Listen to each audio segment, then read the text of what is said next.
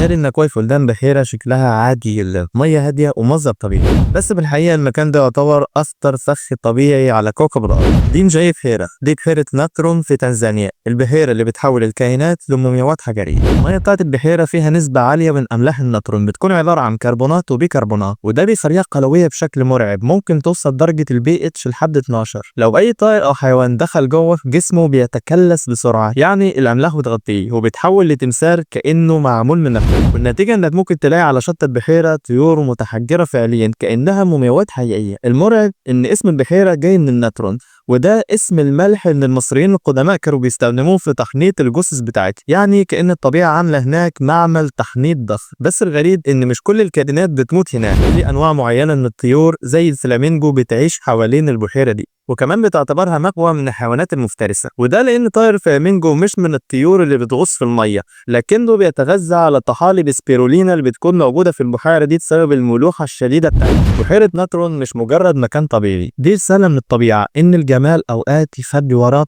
أخطر الأسرار.